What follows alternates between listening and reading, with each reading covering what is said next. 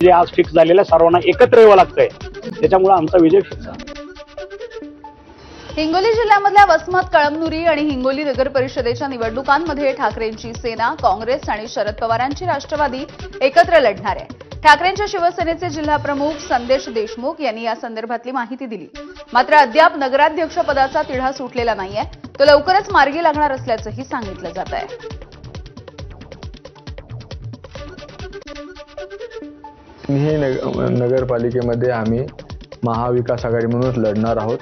प्राथमिक बोलणी संपलेली आहे। नगरसेवकाचे जो विषय आहे तो संपलेला आहे। फक्त नगराध्यक्षाचा विषय आहे।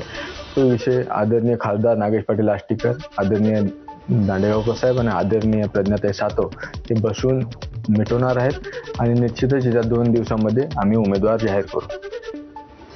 भंडारा जिल्ह्यामधील 4ही नगरपालिका भाजप स्वबळावरती लढणार असल्याची घोषणा भाजपचे आमदार परिणय फुके यांनी केली आहे। स्थानिक महायुतीच्या घटक पक्षामधले नेते, कार्यकर्ते किंवा अन्य कुणासोबतही निवडणुकीच्या युतीच्या संदर्भात चर्चा झाली नसून स्थानिक पातळीवरती कार्यकर्त्यांच्या भावना लक्षात घेऊन ही निवडणूक लढवण्यात येईल। जिल्ह्यामधील भंडारा, तुमसर, पवनी आणि साकोली या 4 नगरपालिकांच्या निवडणुका होणार आहेत। मी त्या नगर परिषदेच्या क्षेत्रामध्ये त्या भागातील जे आमचे नेते आहेत ते हा जो निर्णय युती करायची की नाही करायची, कोणत्या पक्षासोबत करायची, हा निर्णय सर्वस्व त्या स्थानिक नेत्यांवर सोडलेला आहे। पण आज आम्ही सगळ्या निवडणुका स्वबळावर लढण्याची तयारी आम्ही केलेली आहे। तुम्ही जर वातावरण जर बघितलं तर भारतीय जनता पार्टीच्या फेवरचा दिसतोय आणि मला असं वाटत नाही की कुठे युती करायची गरज आहे, पण तरी आम्ही स्थानिक नेत्यांवरती तो सगळा विषय सोडलेला आहे। गोंदिया नगर परिषदेच्या निवडणुकांसाठी सगळ्याच पक्षाकडून मोर्चे बांधणी केली जाते। काँग्रेस, शरद पवारांची राष्ट्रवादी आणि ठाकरेंच्या शिवसेनेकडून आघाडीची चाचपणी केली जाते। मात्र जर आघाडी झाली नाही तर आमची स्वबळाची लढण्याची तयारी असल्याचं काँग्रेसच्या गोपालदास अग्रवाल यांनी सांगितलंय।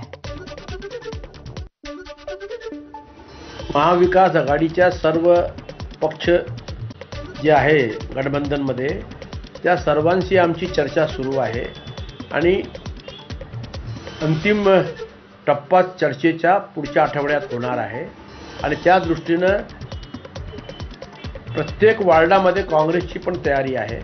मला पूर्ण विश्वास आहे की महाविकास आघाडी गठबंधनच्या इतर पक्षांना बरोबर घेऊन पुढची निवडणुकीमध्ये काँग्रेस एक मोठी ताकद म्हणून उभी राहणार आहे। वाशिम नगरपालिका निवडणुकीसाठी आज भारतीय जनता पार्टीकडून इच्छुक उमेदवारांच्या मुलाखती घेण्यात आल्या। दरम्यान इच्छुक उमेदवारांची संख्या अधिक असल्यामुळे निवड समितीपुढे इच्छुक उमेदवारांना संधी देण्यासाठी मोठी दमछाक होताना दिसली। एका जागेसाठी जवळपास 25 ते 30 अर्ज प्राप्त झाल्याची माहिती भाजपच्या महिला मोर्चा जिल्हाध्यक्षा कविता खराट यांनी दिली आहे। दरम्यान इच्छुक उमेदवारांच्या निवडीचा मार्ग मोठा कठीण असल्याचं कार्यकर्त्यांमधून बोललं जात आहे। मात्र इच्छुकांना तिकीट न मिळाल्यास बंडखोरी होण्याची